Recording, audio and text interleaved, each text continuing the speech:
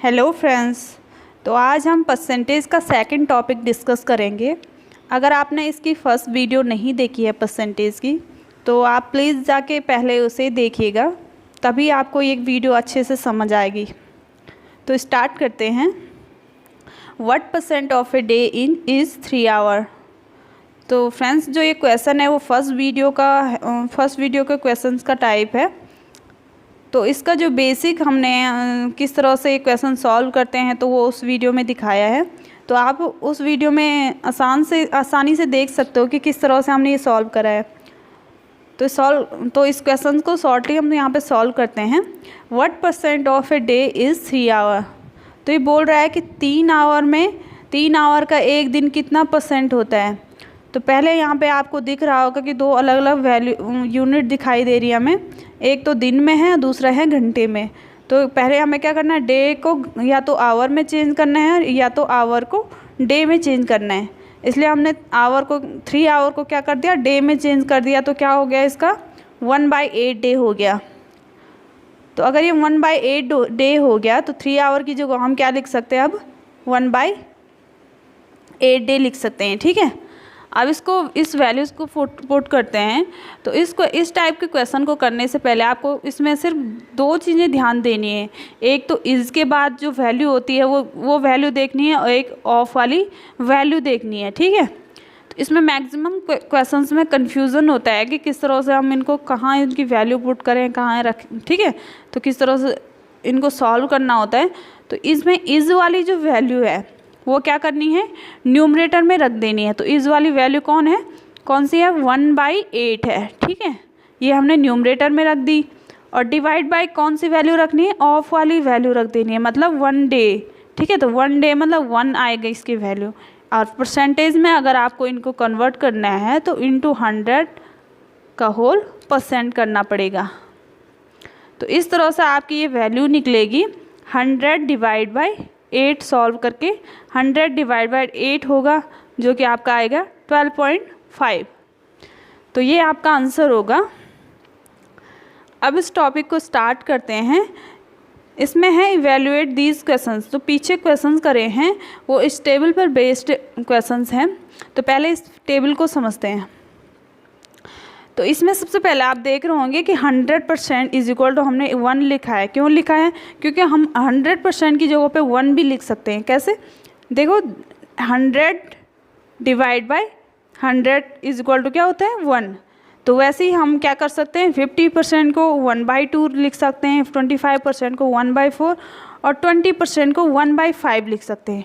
तो ये 4 वैल्यूज़ ऐसे हैं जिनको आप आसानी से डिवाइड बाय 100 करके आसान से निकाल सकते हो। नहीं भी निकालोगे, आपको मैक्सिमम लोगों को ये पता होगा कि इसमें क्या इनको 25% को 1/4 बोलते हैं। तो इनकी वैल्यूज़ मैक्सिमम लोगों को पता होगी, और नहीं भी पता होगी तो इनको निकाल सकते हो आप।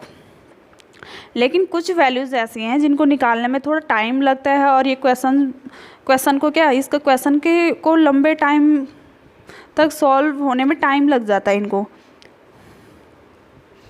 तो इसमें क्या करना है हमने, सबसे पहले जैसे यहाँ पे देखो 1/3 की वैल्यू क्या है, 33। 1/3% को हम क्या बोल सकते हैं, 1/3। तो इसको डायरेक्टली आप ये लिख सकते हो इसकी जगह पे। तो कैसे याद करना है इसको, देखो 1/3 यहाँ पे लिखा ही है ऑलरेडी, 33 1/3। तो इसको हम क्या लिख सकते हैं, 1/3। याद करने के लिए भी सरल है, 3 यूज़ हो रहा है इसमें मैक्सिमम, तो 1/3 हम लिख सकते हैं इसको। ठीक है। तो ये याद करना है आपको। जैसे सेकेंड वैल्यू है 1/6 के लिए, तो 16 2/3। तो इसमें दिख रहा होगा आपको 16 2/3 में क्या है, 3 2 से क्या होता है 6। तो इसमें मैक्सिमम 6 वैल्यूज़ यूज़ हो रही। तो आप डायरेक्टली क्या कर सकते हो, 1/6 लिख सकते हो, या 16 2/3 को आप 16.66% भी लिख सकते हो। ठीक है। तो कहीं पर वैल्यूज़ ये भी दी रहती है कि 16.66, तो वहाँ पे भी घबराना नहीं है, डायरेक्ट आप 1/6 लिख सकते हो उस वैल्यू की जगह। ठीक है। लेकिन वो वैल्यूज़ सारी किस में होनी चाहिए, परसेंटेज में दी होती है, और आपने नॉर्मल फ्रैक्शन में लिखना होता है उनको। जैसे आपको 14 2/7, तो 14 2/7 दिख रहा होगा कि आपको क्या है, 14 किसका हाफ होता है, 7 किसका हाफ होता है, 14 का हाफ होता है। तो 1/7 इसमें लिखना है, ये भी याद करने के लिए इजी है। फिर 11 1/9 को आप क्या लिख सकते हो, 1/9 लिख सकते हो। तो ये 4 वैल्यूज़ ऐसे हैं जो आपको थोड़ा याद करनी पड़ेंगी और याद करने के लिए बहुत ही ईजी हैं, ये आराम से याद हो सकती हैं। तो इन पर बेस्ड क्वेश्चन है 343 का 14 2/7%। तो ये बोला 343 का जो 14 2/% क्या होगा कि अब इसमें देखिए कि हमें डायरेक्टली ये 14 2/7% है, इसकी जगह पे हम डायरेक्टली 1/7 लिख सकते हैं। तो आ जाएगा आपका आंसर 1/7 इसकी जगह लिखेंगे। तो का मतलब आपको पता ही है, का मतलब क्या होता है, इंटू होता है। तो 343 डिवाइड बाई 7 आ जाएगा आपका 49। तो हमने क्या करा, 14 2/7 की जगह पे डायरेक्टली किसकी वैल्यू रखी, 1/7 रख दिया उसकी जगह पे। बस इनको याद करना होता है हमें। सेकंड क्वेश्चन देखते हैं 512 का 12.5% क्या होता है। अब देखिए गाइस, इसमें क्या करना है, फिर हमें अपनी रिमाइंड करनी है टेबल को। 12.5 किसको बोलते हैं, 12.5 को हम क्या लिख सकते हैं, 1/2 भी लिख सकते हैं, ठीक है। 12 × 1/2 लिख सकते हैं इसको। तो 12.5% को हम क्या बोलते हैं, 1/8। तो सॉल्व करने पे जो आता है इसका आंसर 1/8 आता है।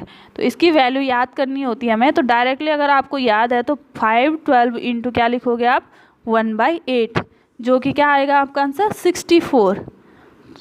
नेक्स्ट क्वेश्चन है 16 2/3% ऑफ 600 ग्राम माइनस 33 1/3% ऑफ 210 ग्राम। तो इसकी वैल्यू हमने फाइंड करनी है। जैसे कि आपको दिख रहा है कि इसकी कैलकुलेशन काफ़ी लंबी है और टाइम सॉल्व करने में टाइम काफ़ी लगेगा। तो इसमें आपको वैल्यूज़ आपको याद होनी चाहिए इसकी। तो जैसे 16 2/3%, इसकी क्या वैल्यू होती है, 1/6।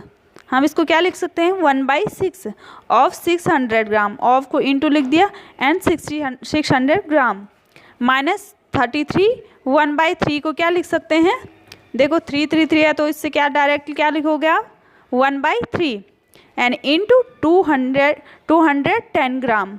तो देखिए यहाँ पे आसानी से इसको आप कट कर सकते हो, 6 से 600 जो 600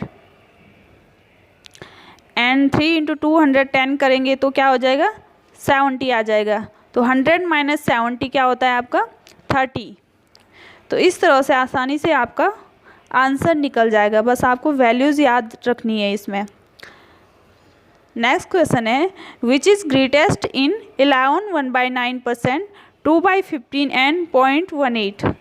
तो देखिए फ्रेंड्स, इसमें क्या करना है हमें, ये 3 वैल्यूज़ दे रखी हैं, इनमें हमें पता लगाना है कि सबसे बड़ा वाला वैल्यूज़ कौन है। तो सबसे पहले हमें क्या करना है, इसमें एक वैल्यू, फर्स्ट वाली वैल्यू देखिए परसेंट में दे रखी है, सेकंड वाली फ्रैक्शन में और थर्ड वाली डेसिमल में दे रखी है। तो सबसे पहले हमें किसी एक ही वैल्यू में इनको कन्वर्ट करना है। तो फ्रैक्शन में कन्वर्ट करना ज़्यादा आसान रहेगा इसको, इसलिए हमने सबसे पहले देखिए 11 1/9%। अब देखिए यहाँ पे फिर से आपको टेबल रिमाइंड करनी पड़ेगी। 11 1/9 को हम क्या लिख सकते हैं, डायरेक्टली 1/9 लिख सकते हैं, ठीक है। 11 1/9% को लिख सकते हैं, ठीक है। ऐसा नहीं कि 11 1/9 इज इक्वल टू 1/9 होता, नहीं, अगर वहाँ पीछे परसेंट है तभी इसकी वैल्यू ये आएगी, ठीक है। तो 11 1/9% को हम 1/9 लिखेंगे। 2/15 ऑलरेडी आपका फ्रैक्शन में है। देन 0.18 को कैसे लिखेंगे, देखिए डेसिमल के बाद 2 स्थानों तक क्या है आपके नंबर्स हैं, इसलिए 2 स्थान पे आपका डिनोमिनेटर में क्या हो जाएंगे, 0 ऐड हो जाएंगे, इसलिए क्या हो जाएगा, डिवाइड बाय 100 हो जाएगा, किसका, 18 का। तो इसको कैसे लिखेंगे हम, 18 डिवाइड बाय 100। तो अब इन तीनों वैल्यू में आपको दिख रहा है यहाँ पे, ये क्या है, 9 है यहाँ पे, ठीक है। तो इन तीनों वैल्यू में क्या करना है, आपको पता लगाना है कि सबसे बड़ा वाला फ्रैक्शन कौन सा है। तो पहले इन दोनों में पता लगाते हैं, फर्स्ट वाले 2 फ्रैक्शन हैं, तो कैसे पता लगाएंगे, इसमें आपको असेंडिंग एंड डिसेंडिंग सीरीज में आपको सिखाया है मैंने कि कैसे आपको इनको सॉल्व करना है। तो आप पहले उस वीडियो को देख सकते हो अगर आपको इसका बेसिक पता लगाना है। तो देखिए कैसे सॉल्व करेंगे, 15 × 1 क्या होता है, 15 एंड 9 × 2 18। तो देखिए इन दोनों में कौन सी बड़ी वैल्यू है, 18। तो आपकी जो बड़ा वाला फ्रैक्शन हो जाएगा वो कौन सा होगा, 2/15। तो इन दोनों में बड़ा वाला फ्रैक्शन कौन सा है, 2/15। अब इसको किसके साथ पता लगाना है हमें, बड़ा कौन सा निकल गया आपका 2/15। अब इसको किसके साथ पता करना है कि बड़ा वाला कौन सा है, 18/100 के साथ। तो इसके साथ कैसे करेंगे, सेम मेथड यूज़ करेंगे।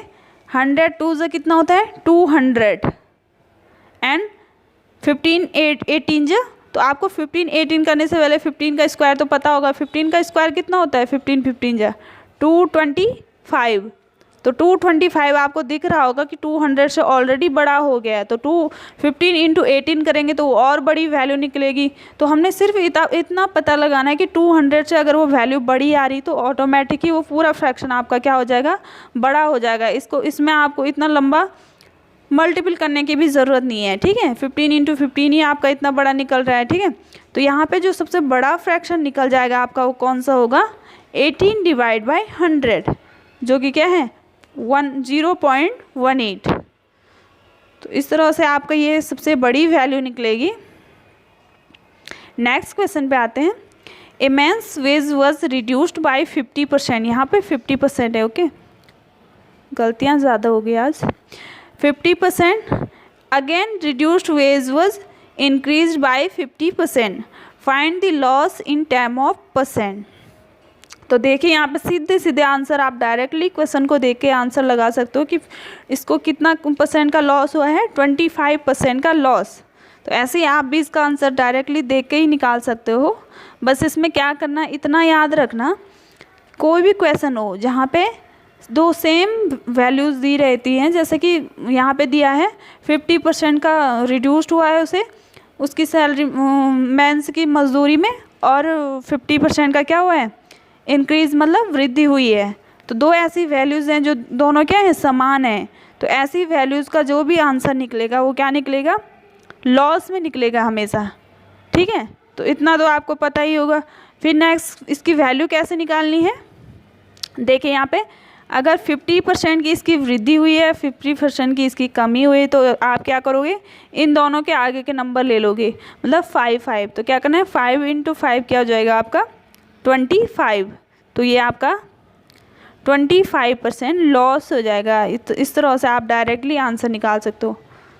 अगर मान लो यहाँ पे 50% ना दे रखा हो, 20% मान के चलते हैं हम यहाँ पे, ठीक है। तो देखिए 20% का कैसे निकालेंगे, 20% की वृद्धि है, 20% का लॉस है किसी वस्तु पे मान लो, ठीक है। तो कैसे निकालोगे इसमें, फिर क्या करोगे आप, उन दोनों के फर्स्ट वाले नंबर को मल्टीपल कर दोगे। तो 2 × 2 क्या होता है 4। तो आपका क्या हो जाएगा 4% का लॉस। वैसे आप 60% का भी निकाल सकते हो। 60 × 6 क्या होता है, 6 × 6 क्या होता है 36। तो इसका आंसर हो जाएगा 36% लॉस। तो इस तरह से इस टाइप के जो भी क्वेश्चन आते हैं आप इनको डायरेक्टली इनका आंसर निकाल सकते हो। तो आज की वीडियो यहीं पे समाप्त होती है। फ्रेंड्स, अगर आपको वीडियोस पसंद आ रही है तो वीडियो को लाइक ज़रूर करना, शेयर भी करना और सब्सक्राइब करना मत भूलना।